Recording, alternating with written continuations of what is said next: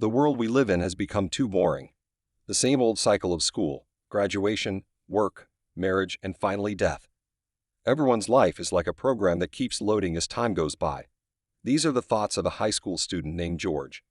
Like any other teen, he starts using his phone during class instead of listening to the lecture. His friend Laura tries to warn him that he will get caught. He chooses to ignore her warning and instead decides to believe in his luck, which turns out to be not as great as he is immediately called on by the teacher to answer a question. The teacher tells him that if he doesn't answer, he will have to go out and stand in the corner. As George stands up to answer the teacher's question, he notices something peculiar happening. The teacher appears to be glitching like a character in a video game. Despite his initial confusion, George puts his strange thoughts aside to focus on answering the question at hand. However, his friend Laura whispers to him to choose the C option, which he impulsively does. To his embarrassment, it turns out to be one of Laura's pranks, as the teacher never asked a multiple-choice question. Feeling embarrassed and dismissed from the classroom, George notices something even stranger happening. As he walks out, he sees that all the students around him are also glitching, and he feels a strange sensation in his hands. Suddenly, a notification pops up from some unknown system, informing him about an information card that is loading. As the information card finishes loading, another notification pops up, announcing that the big mutation is ready and the system begins unloading a virus. All of George's classmates fall to the floor. They turn into zombie-like monsters and start biting the other students. Even Laura gets turned into a monster. Just as she is about to attack George, he wakes up in a bed, realizing it was all a dream. He sees Laura sitting by his bedside. She starts teasing him, saying maybe he was having an erotic dream. George decides not to tell her about it due to sheer embarrassment. Laura tells him that he fainted, so she brought him to the nurse's office. George starts wondering that since he passed out, does it mean that what he saw was an illusion? Laura once again starts teasing him. She gets close to him and asks him what kind of an illusion it was. George gets embarrassed and tells her that it was because of her prank that he had to get up, and that's why he fainted. So Laura decides to make up for her little prank. She leans in to kiss George, who feels embarrassed but doesn't have the courage to push her away. Laura asks him to close his eyes, but instead of a kiss, George hears the sound of a photo being taken. It's yet another prank by Laura to capture an embarrassing moment of his. In the scuffle to delete the photo, George trips on the bedsheet and lands on top of her. Just as things start getting heated, an emergency announcement blares over the speakers, instructing everyone to evacuate the building. Curious about what's happening, George and Laura decide to investigate. Before they leave the room, George instructs her to follow him closely for her safety. As they step out into the hallway, they see students frantically fleeing from something. George approaches another student to ask what's going on, only to realize that it's the same monster from his nightmares. The monster attacks him, but Laura valiantly comes to his rescue, wielding a chair as a weapon. Little do they know, this is only the beginning of an unpredictable journey, and the boring life that George once loathed is now a thing of the past. The monsters continue attacking all the surviving students, turning them into monsters as well. As George and Laura try to run away, they witness the gruesome scenes of the monsters attacking other students. However, they can only watch on, unable to do anything. Laura notices that anyone who gets bitten by the monsters gets infected as well, just like the zombies from the movies.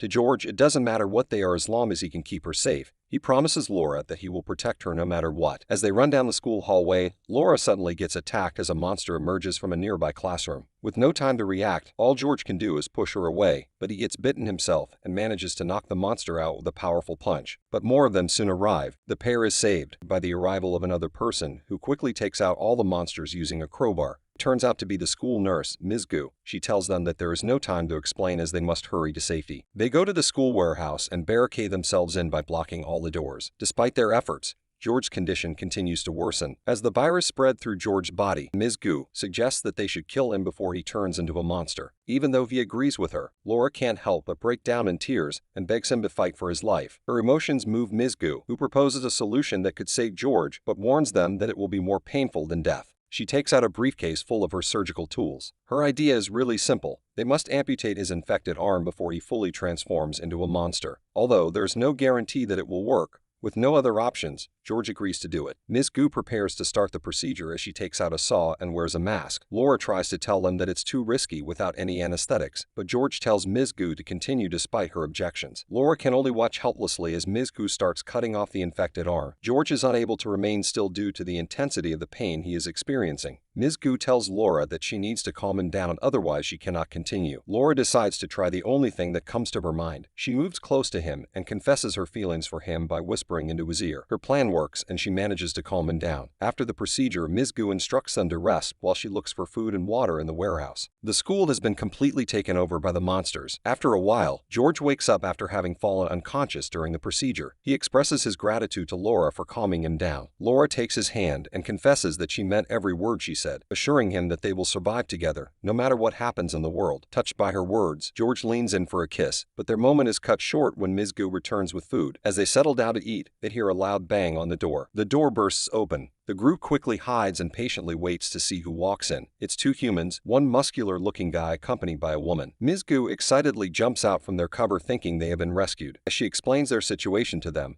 the woman suddenly attacks her with her crossbow. Ms. Gu asks them why they are attacking them since they are humans, but the man only replies by telling her that all NPCs outside the safe zone are enemies. The man has a crazy look in his eyes as he prepares to attack them once again. She realizes the danger and quickly attacks the man by kicking him. The man is stronger than they thought as he comes out of it unscathed. He introduces himself as Falcon. Ms. Gu grabs a metal pipe and attacks Falcon, all in an effort to protect her students from this lunatic. However, her attack is easily blocked by Falcon using his dagger. As they watch the fight get intense, George has an idea. He recalls Falcon looking for something as they enter the warehouse, so he tells him that if he kills them, then he won't find the hidden stuff. But Falcon ignores him as he has become more interested in his fight with Ms. Gu instead of whatever he came to find. Falcon throws his dagger at her. Ms. Gu becomes horrified as she realizes that she is not the intended target, but the two helpless students standing behind her. George instinctively tries to protect Laura, but he doesn't have his left arm anymore. He tries to quickly grab the dagger midair with his other arm, but it's too late. As the dagger flies right toward her, the dagger stabs Laura in the eye, causing her to fall unconscious. George is filled with fury at the sight. Enraged by his actions,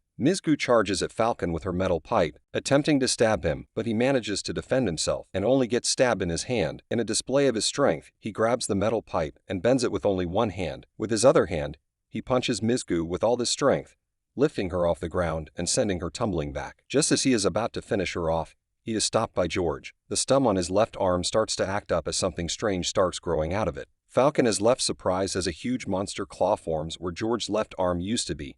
He summons a short sword out of thin air and charges at George to attack him. With a powerful swing, he cuts off his mutated arm.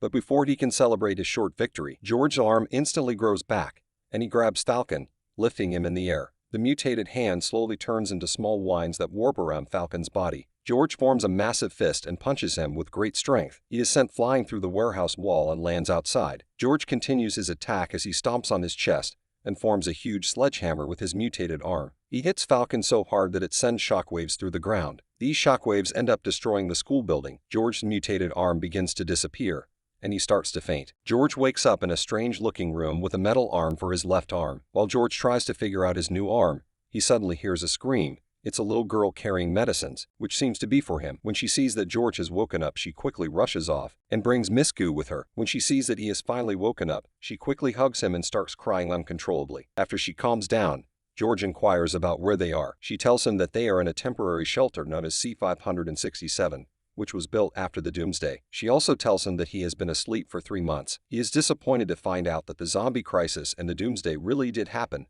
and weren't just a dream. Next, he asks them about his robotic arm, which the little girl proudly claims to be made by her. George is surprised that a little girl like her can make something so advanced. The atmosphere quickly turns serious as Ms. Gu tells him that there is something he needs to know. She tells him that the world is no longer the same reality that he knew 3 months ago. George thinks that she is talking about the zombie crisis. His misunderstanding becomes clear when she suddenly manifests a character information screen in midair with a wave of her hand. She explains that their world has become a game. 3 months ago, an unknown virus swept across the world, transforming 90% of the population into monsters. Shortly after, the world was rocked by natural disasters, such as earthquakes and tsunamis, leaving a significant portion of the planet as a barren wasteland. This catastrophic event became known as Doomsday. Following that, a group of celestial beings invaded Earth, claiming to be saving the planet and sparking a war. The world has become a game called the Alien Planet's Doomsday. When George asks if they are now players in the game, Ms. Gu corrects him, explaining that the aliens are the players and they are the monsters being hunted. George is stunned by this revelation. Ms. Gu goes on to clarify that there are 3 types of monsters: the zombie breed,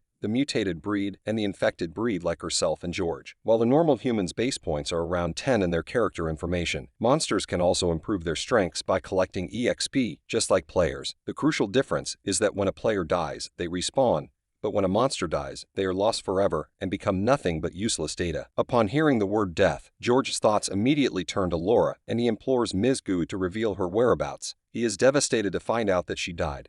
On that day, the building collapsed, and she couldn't find her body, so she had to abandon her. She apologizes to George as he lays a flower on her memorial. George apologizes to Laura for being unable to save her despite his promise to always protect her. He releases his frustration by shouting out in anger and promises to seek vengeance for Laura's death. However, Ms. Gu reminds him that in this new world, players keep reviving even after multiple deaths, so seeking revenge is a futile endeavor. Instead, she advises him to learn to survive as a monster. Just then, a man interrupts their conversation and addresses her as Captain Gu. He informs her of an urgent problem. A group of zombies have surrounded their shelter, and they must prepare to fight them off before they breach the walls. Ms. Gu hands George a gun and instructs him to ready himself for battle, which will serve as a valuable lesson in how to survive as a monster. The zombies mindlessly hurtle around the base of the wall. They are met by another man named Leon Xing. George asks Ms. Gu what they are going to do about the zombies. She tells him that it's obvious they are going to kill them all. She takes out a sword and orders the other people standing on the wall to prepare. On her command, they all shoot their crossbows at the zombies. The arrows rain down on the zombies, taking out a large number of them. After the initial attack, she and Leon both jump down from the wall into the herd of zombies below. She starts cutting down the zombies using her sword with great efficiency. Leon assists her by throwing his daggers toward the zombies. Afterward, he uses a barbed wire to hold down the zombies while she decapitates them with her sword. Working together, they easily take out the rest of the herd without many problems. George is left stunned by how much things have changed in just 3 months. The human soldiers quickly start collecting the items. Leon tells Ms. Gu that he has found a weapon and would like to keep it instead of putting it in storage. She quickly denies his request, telling him that all weapons and materials are distributed according to needs, and that they have a guy without any weapons. She gives their newly acquired sword to George. As he watches George and Ms. Gu leave together, Leon starts to get frustrated that Ms. Gu handed such a good weapon to a newbie. He lets out a chuckle, telling him to wait and see. After spending some time with the other human monsters, George continues to train and collect XP to grow stronger in the zombie-filled wasteland that once used to be a city. On this particular day, he sets out alone to take down a group of zombie dogs, armed with a sword he had acquired. With ease, he slices through the zombie dogs, and as they fall, they turn into crystals. After successfully taking down 3 of them, George collects their crystals and gains a considerable amount of EXP. Despite feeling satisfied, he decides to continue hunting, recalling how he was ridiculed for only bringing back 3 crystals last time. His thoughts are interrupted by the sound of a sniper's bullet that narrowly misses him, grazing his cheek. George spots the sniper on top of a nearby building and quickly takes cover in a wrecked building. He is acutely aware that he can't reveal the location of their shelter to the players, so he needs to be careful. Suddenly, the wall behind him breaks with a loud bang, revealing a player wielding a massive hammer as a weapon. The situation worsens as the sniper also makes his way there and finds himself surrounded with no way to fight off 2 players on his own. Realizing that his only option is to use his grenade to escape, George begins pulling out the pin, but before he can do so, the player with the hammer begins to swing his weapon, intent on taking him out before the grenade goes off. Just as George braces himself for the impact, the player suddenly gets stabbed from behind. To his immense relief, he sees that Ms. Gu has come to his rescue, putting an end to the immediate danger.